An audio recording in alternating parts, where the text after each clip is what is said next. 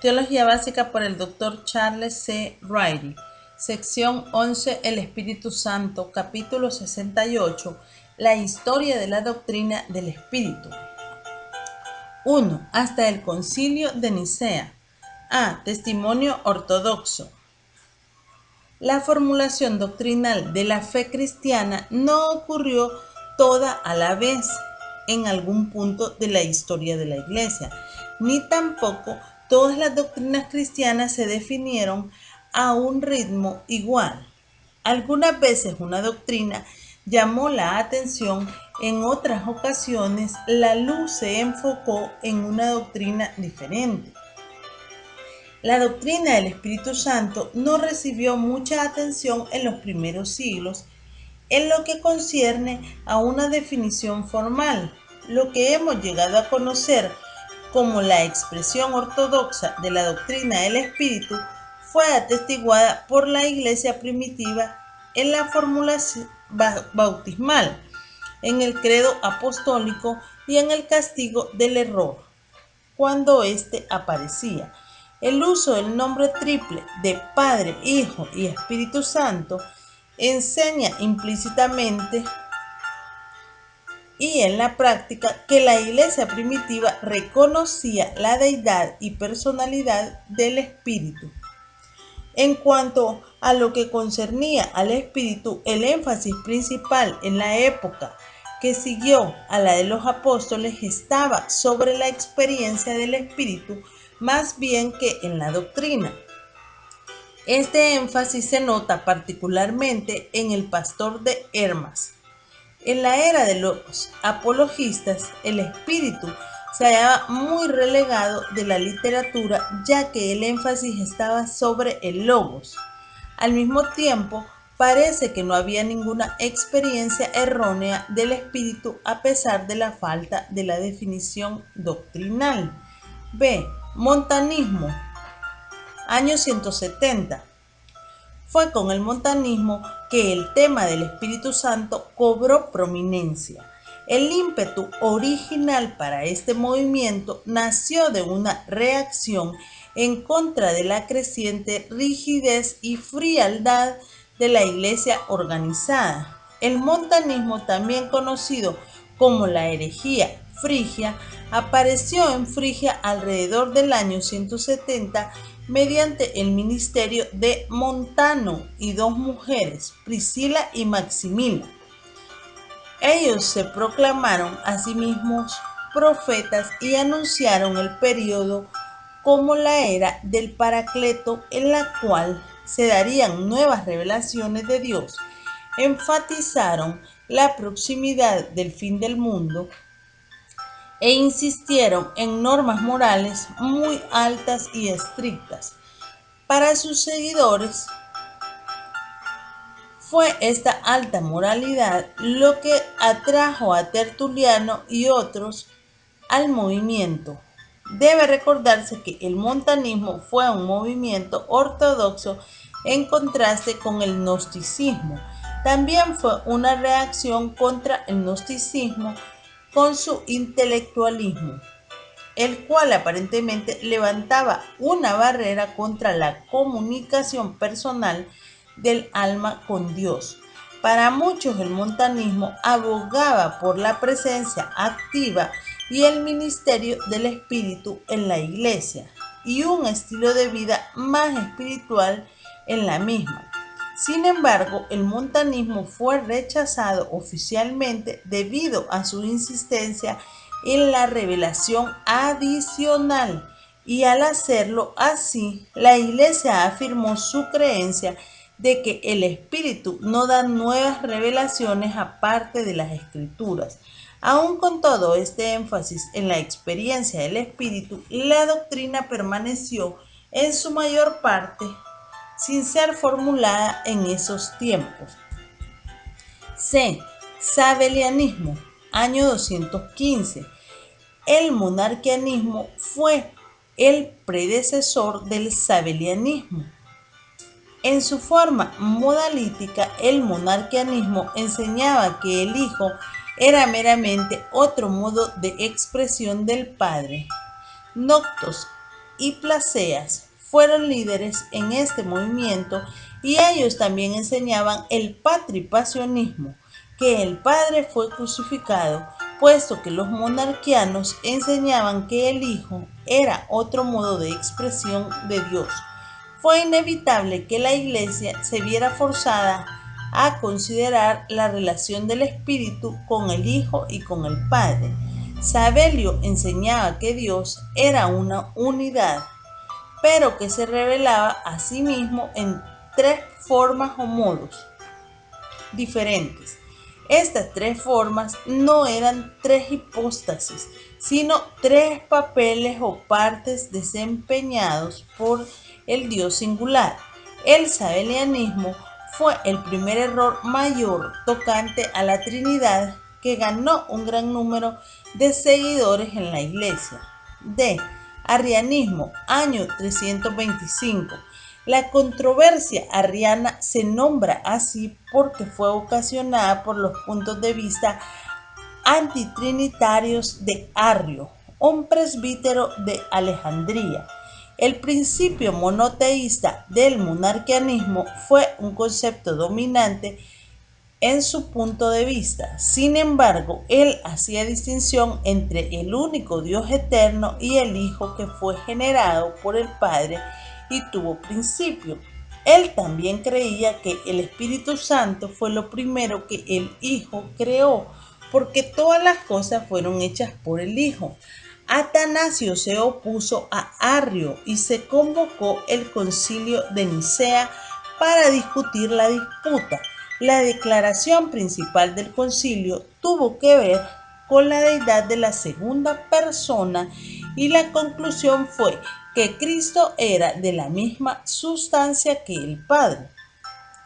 La atención del concilio se enfocó en el Hijo más bien que en el Espíritu y el credo niceno meramente menciona al Espíritu. Yo creo en el Espíritu Santo. Solo se puede decir de esta declaración que infiere la deidad y la personalidad del Espíritu Santo, debido a su conexión con la declaración específica concerniente al Hijo, porque el concilio no fue igualmente específico concerniente al Espíritu. Es cuestión de conjetura. Posiblemente la Iglesia se conformó con no anticipar herejía o no ir más allá de lo que la ocasión demandaba. Sin embargo, Atanasio fue mucho más definido en su propia enseñanza, manteniendo vigorosamente que el Espíritu como el Hijo era de la misma esencia que el Padre. 2. Desde Nicea hasta la Reforma Protestante. A. El Concilio de Constantinopla, año 381. El Concilio de Nicea no lo arregló todo. Aunque la propia enseñanza de Atanasio era claramente ortodoxa y detallada, el credo niceno había sido indefinido concerniente al Espíritu. Surgió una nueva controversia y las personas empezaron a afirmar que no creían en la deidad del Espíritu. Como resultado se levantaron los macedonios, cuyo fundador, Macedonio, obispo de Constantinopla, sostenía que el Espíritu era una criatura subordinada al Hijo. Su partido fue apodado los neumatoquianos, difamadores del Espíritu. La corriente principal de la enseñanza ortodoxa era que el Espíritu Santo era divino, o de lo contrario, el Hijo no era divino. Basilio de Cesarea, Gregorio Nacianceno y Gregorio de Niza fueron paladines del punto de vista ortodoxo y prepararon el camino para el concilio de Constantinopla. La controversia llegó a tales proporciones que el emperador Teodosio tuvo que convocar a un concilio en Constantinopla con la participación de 150 obispos que representaban solamente a la Iglesia oriental. El concilio se reunió en el año 381 y bajo la dirección de Gregorio Nacianceno formuló la siguiente declaración concerniente al Espíritu Santo. Y creemos en el Espíritu Santo, el Señor, el vivificador, que procede del Padre, el cual debe ser glorificado con el Padre y el Hijo, quien habla a través de los profetas. Se ha señalado que el credo empleó notable moderación al evitar la terminología de la misma sustancia, la cual se aplicó a Cristo en el credo niceno. Para expresar la unidad del Espíritu con el Padre y el Hijo, en realidad, al Espíritu ni aún se le llama Dios en el credo, aunque los términos en los cuales se describe su obra no pudieran emplearse con respecto a algún ser creado. No obstante, la declaración se opuso a los macedonios, aunque no afirmó la consustancialidad del Espíritu con el Padre, ni definió su relación con el Padre y con el Hijo, y dejó establecida la deidad del Espíritu del mismo modo que el Concilio de Nicea lo había hecho con la cuestión de la deidad de Cristo. B. Agustín, año 354 a 430. 1. De Trinitate. El concepto de la Trinidad en la Iglesia de Occidente alcanzó una formulación final en esta obra de Agustín. Su interés en la doctrina de la gracia naturalmente lo había de llevar a una consideración del espíritu, porque sus propias experiencias le enseñaron cuán necesario es el poder del espíritu al creyente. En este tratado, él declaró que cada una de las tres personas de la Trinidad posee toda la esencia y es interdependiente de las otras. Afirmó que él no estaba satisfecho con la palabra personas para expresar las tres hipóstasis, pero que la usó para no permanecer callado. En su concepto de la Trinidad, el Espíritu procede tanto del Padre como del Hijo. 2. La controversia pelagiana, año 431. Agustín también enfatizó grandemente la gracia eficaz como la obra del Espíritu. Esto influyó profundamente no solo en su doctrina del hombre y del pecado, sino también en su doctrina del Espíritu. Pelagio, su oponente en la controversia, abogaba por una negación práctica del pecado original y enfatizaba la capacidad del hombre de hacer el bien aparte del poder del Espíritu. El Concilio de Éfeso se ocupó de la controversia en 431. Condenó a Pelagio y sus puntos de vista y apoyó a Agustín y los suyos. Aunque el pelagianismo fue oficialmente condenado, no fue erradicado de la Iglesia, porque el pelagianismo y el semipelagianismo, como también el agustinismo, han llegado hasta el día presente. C. El Concilio de Calcedonia, año 451. En el 451, el Concilio de Calcedonia, representando las sedes de Roma, Constantinopla, Antioquía y Jerusalén, confirmaron las decisiones de Nicea y Constantinopla. El concilio declaró explícitamente que el credo niceno era una declaración suficiente y propia de la Trinidad y que las cláusulas agregadas por el concilio de Constantinopla en 381 tuvieron únicamente el propósito de clarificar, no cambiar el credo niceno. Esto estableció firmemente la doctrina del Espíritu Santo. D. El Sínodo de Toledo, año 589. Aunque la cuestión de la deidad del Espíritu se había resuelto en Constantinopla y Calcedonia, todavía permanecía el importante y misterioso asunto de la relación precisa del Espíritu con el Padre y el Hijo.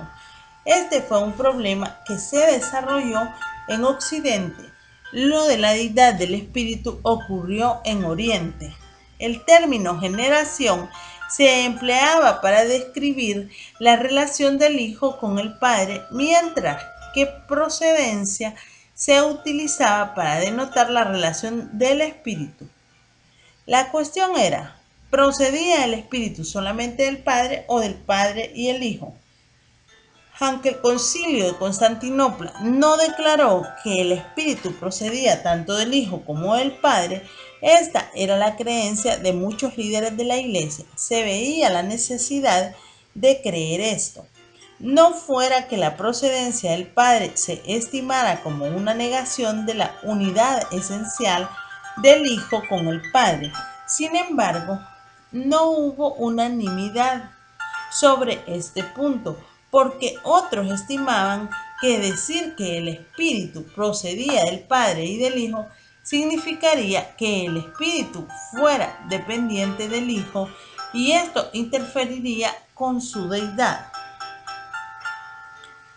Los teólogos occidentales se adhirieron a la procedencia del Padre y del Hijo y ellos agregaron la famosa cláusula filioque y del Hijo. Al credo de Constantinopla en el Sínodo de Toledo, la cláusula declaraba que el Espíritu procede del Padre y del Hijo. Como la cláusula filioque entró en el credo es un asunto de discusión. Algunos creen que fue un error del copista. En cualquier caso, la cláusula nunca causó sospecha, sino que se repetía sínodo tras sínodo como doctrina ortodoxa. Los líderes en la Iglesia oriental consideraban que la Iglesia occidental estaba alterando el credo establecido en Constantinopla y nunca adoptaron la adición de filioque y la declaran herejía hasta hoy. Así se resolvieron sin dejar lugar a dudas tres asuntos que tenían que ver con la Trinidad, por lo menos en la Iglesia de Occidente. La deidad del Hijo se decidió en el Concilio de Nicea, la deidad del Espíritu en Constantinopla y la procedencia del Espíritu del Padre y del Hijo en el Sínodo de Toledo. La presencia de la herejía había obligado a la Iglesia a resolver estos importantes asuntos doctrinales. Abelardo, 1079 a 1142. Abelardo habló de la Trinidad en formas que causaron que lo acusaran de sabelianismo. El nombre del Padre, dijo él, representa el poder, el del Hijo la sabiduría, el del Espíritu la bondad. Algunas veces él parecía indicar distinciones personales reales en la deidad, pero otras veces sus ilustraciones y expresiones eran modalistas. Tomás de Aquino, 1225 a 1274. Tomás tenía el entendimiento que suelen tener los ortodoxos acerca de la Trinidad. Generalmente hablando, sin embargo, los siglos que precedieron a la Reforma Protestante le agregaron poco a la doctrina del Espíritu, más allá de lo que fue muy bien sintetizado por Agustín. En Occidente, mientras que todavía estaba en efecto la influencia de Agustín, la Iglesia llegó a ser semi-pelagiana, restando énfasis al pecado original y enfatizando la libertad de la voluntad del hombre. Esto, junto con el clericalismo creciente y sus consecuencias, que promovía los poderes especiales de los sacerdotes, tendía a alejar las mentes de muchos de cualquier estudio adicional del Espíritu Santo. Aunque había tendencias hacia el misticismo de parte de algunos, no se hizo ningún estudio realmente fresco de la doctrina del Espíritu hasta el tiempo de la Reforma. 3. Desde la Reforma hasta el presente. La Reforma Protestante. año 1517. Hasta el tiempo de la Reforma, la atención de la Iglesia se había fijado solamente en la persona del Espíritu. Con la Reforma se le dio atención a su obra. En lo concerniente a la persona del Espíritu, todas las confesiones de la Reforma expresaban la doctrina ortodoxa del Espíritu con relación a las otras personas de la Trinidad. Respecto a su obra, hubo un énfasis renovado en la necesidad de su obra en la regeneración del hombre, porque se regresó al énfasis de Agustín acerca de la depravación total del ser humano. Otra contribución importante de los reformadores fue su énfasis en la necesidad de la iluminación del espíritu.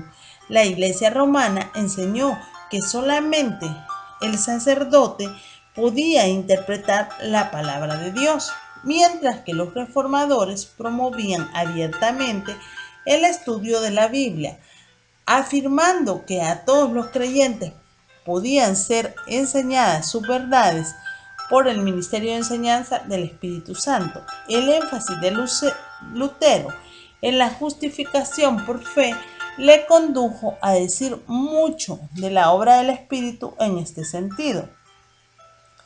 Calvino enfatizó esos aspectos de la obra del Espíritu que se asocian con la Trinidad y el ministerio del Espíritu en los corazones y las vidas de los creyentes. Los varios documentos y credos procedentes de la Reforma son uniformes en su ortodoxia. La Confesión de Augsburgo, los artículos anglicanos, la Fórmula Concordiae, la Confesión Helvética y la Confesión de Westminster, todas afirmaron la deidad del Espíritu conforme al Concilio de Calcedonia, incluyendo tanto la cláusula filioque como los énfasis particulares traídos a la luz por la misma Reforma. Ciertamente se puede decir que no fue hasta el tiempo de la Reforma que hubo una doctrina desarrollada del Espíritu Santo. B. El socianismo y el arminianismo. Casi todo movimiento religioso es seguido por excesos y reacciones. La Reforma no fue la excepción. Algunos fueron al extremo del entusiasmo y misticismo desequilibrado, otros tendieron a un racionalismo que casi pasó por alto del todo la obra del Espíritu en la vida. En el siglo XVI, los socianos declararon que era erróneo creer que las personas de la Trinidad poseyeran una sola esencia. Con esta enseñanza se hicieron eco de los arrianos, pero fueron más allá de ellos al negar la preexistencia del Hijo y definir al Espíritu Santo como una virtud o energía que fluye de Dios al hombre. De la Iglesia Reformada misma surgió el problema serio en conexión con lo que se conoce como la teología arminiana. Arminio, 1560 a 1609. Toda la tendencia de esta enseñanza era enfatizar el esfuerzo y la voluntad humanos y hacer de la salvación una obra del hombre más bien que de Dios, en la que la voluntad humana reemplaza la obra del Espíritu en la regeneración. El Sínodo de Dort, 1618 a 1619, se reunió para tratar el asunto y condenó a la teología arminiana, enfatizando en la forma más fuerte posible la necesidad de la obra y el poder del Espíritu Santo.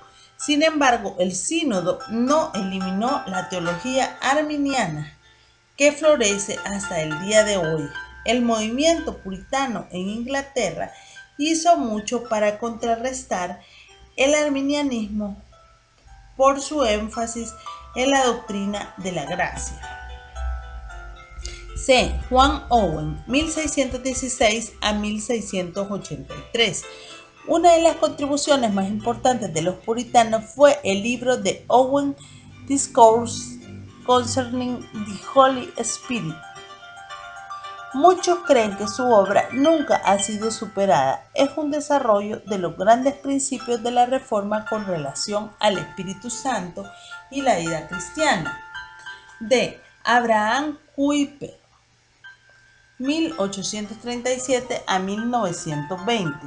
La obra de Kuyper también es clásica en su campo, particularmente en vista del racionalismo que había invadido a Europa.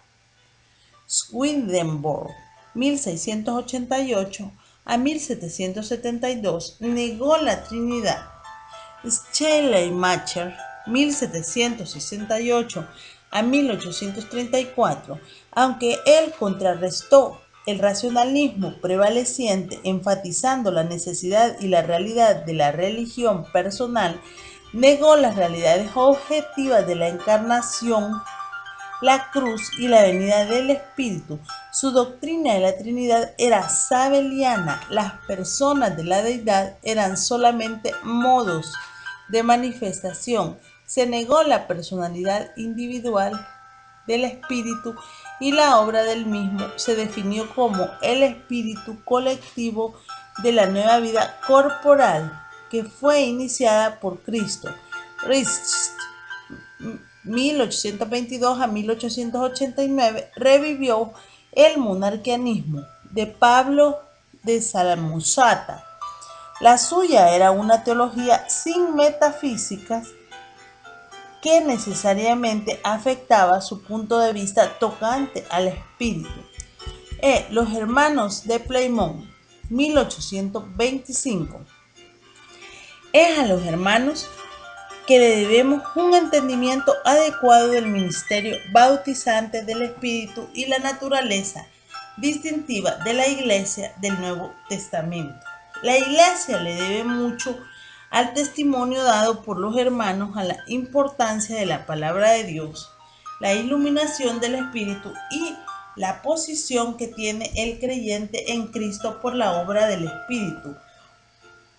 Hubo divisiones deplorables dentro de su grupo, pero los hermanos tuvieron un testimonio importante de la presencia, el poder y la dirección del Espíritu en la Iglesia. F. La neoortodoxia. La neoortodoxia es un movimiento del siglo XX surgido de la teología de Karl Barth, 1886 a 1968. Fue una reacción al liberalismo que mantuvo influencia hasta que los horrores de una guerra mundial llevó a los hombres a pensar más seriamente tocante al pecado y su propia incompetencia para resolver sus propios problemas. El movimiento neoortodoxo proclamaba ser una nueva reforma que llamaba a los hombres de nuevo a la Biblia. Lo logró, pero no a la Biblia de los reformadores, puesto que los teólogos neoortodoxos voluntariamente han abrazado las enseñanzas del liberalismo concernientes a la exactitud y veracidad de la Biblia, mientras al mismo tiempo tratan de predicar el mensaje de la Biblia. Aunque la neoortodoxia tiene casi tantos exponentes como teólogos neoortodoxos, se puede decir que por lo general su punto de vista del Espíritu Santo deja mucho que desear. La mayoría de los escritores neoortodoxos niegan la personalidad distintiva del Espíritu y afirman su deidad solo al representarlo como una manifestación divina de Dios. Consideran al Espíritu Santo más como una actividad de Dios que como una persona de la deidad. El punto de vista propio de Barth se ha llamado modalista, aunque él rechazaría el término. Él rechaza lo que comúnmente se concibe como el modalismo, la manifestación divina de Dios en tres maneras, porque le parece que dice muy poco en lo que respecta a expresar correctamente la doctrina de la Trinidad.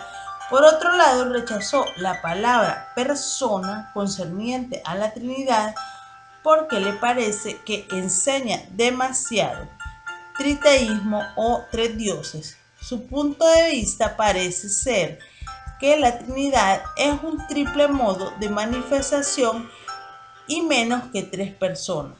Barth, en contraste con la mayoría de los maestros neoortodoxos, cree en la deidad del espíritu. G. Neoliberalismo. El surgimiento y la amplia aceptación de la teología neo-ortodoxa han impulsado al liberalismo a examinar sus propias doctrinas. El resultado ha sido el nuevo liberalismo, que es el viejo liberalismo con una tendencia a tomar el pecado más en serio y ser menos optimista. Su enfoque de los problemas del mundo puede que sea diferente, pero sus enseñanzas difieren poco del antiguo liberalismo. El neoliberal descarta rápida y totalmente la doctrina ortodoxa del espíritu simplemente porque no cree en la deidad de la segunda persona de la Trinidad. Por consiguiente, no existe en realidad la Trinidad ni por supuesto ninguna tercera persona divina. El espíritu es meramente una función de Dios carente de cualquier característica distintiva de la personalidad. H. Pentecostalismo. Indudablemente el pentecostalismo moderno es una reacción a la esterilidad que comenzó a caracterizar en la era moderna a las iglesias establecidas. Enfatiza el bautismo del Espíritu como una segunda obra de la gracia y para la investidura de poder, y promueve el regreso a la experiencia de todos los dones que se dieron en los tiempos del Nuevo Testamento. La doctrina ortodoxa concerniente al Espíritu Santo se da por sentada. La realidad de la obra del Espíritu Santo en las vidas de los cristianos es lo que se promueve y no siempre correctamente. Así, en el curso de la historia de la Iglesia, uno ve la primera formulación de lo que ha llegado a conocerse como la doctrina ortodoxa del Espíritu. Entonces, su definición en los primeros concilios y su desarrollo durante la Reforma. Con cada iniciativa encaminada a definir o desarrollar la verdad, ha habido movimientos que se alejan, ya sea en la forma de frialdad racionalista o de entusiasmo desequilibrado y misticismo. La historia nos debe de enseñar que la doctrina ortodoxa no solo es importante para la fe, sino igualmente vital para la vida. Quizá en ninguna doctrina sea más importante este acoplamiento de la verdad con la vida que en la enseñanza concerniente al Espíritu Santo.